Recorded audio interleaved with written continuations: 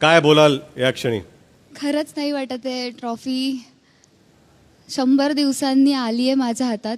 ट्रॉफीचं स्वप्न मी डे 1 पासूनच बघते, म्हणजे इथे आले तेव्हापासूनच बघते. पण जेव्हापासून पहिला बिग बॉस आला तेव्हापासूनच मी मम्मीला आणि पप्पांना म्हणायचे की मला बिग बॉसमध्ये जायचं आहे. कारण आपण जसे कसे आहोत, आपलं रिअल नेम तन्वी कोलते, मला आजपर्यंत ती ओळख नव्हती मिळाली. मी ज्या सिरियल्स केल्या, मूवी केले, त्यानुसार मला लोक ओळखत होते. मग त्यानुसार जे गेटअप असतं त्यानुसार लोक ओळखायचे. जर त्या गेटअपमध्ये नसेल तर लोक नाही ओळखायचे. आणि मला ते आधीपासूनच थोडीशी क्रेज म्हणा किंवा लहानपणापासूनच असं होतं की टी व्हीमध्ये दिसेल, लोक मला ओळखतील अशी गर्दी माझ्यासाठी कधीतरी असेल.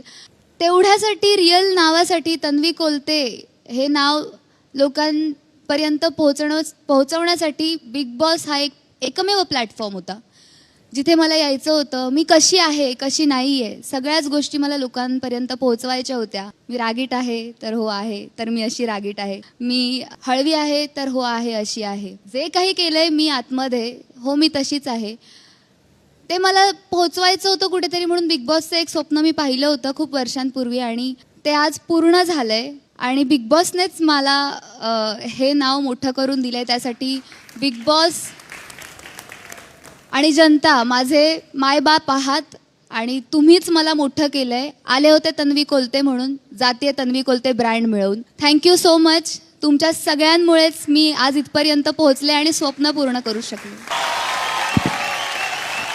तन्वी, मनापासून तुमचं खूप खूप अभिनंदन. ग्रँड फिनाले आज रात्री 8 वाजता.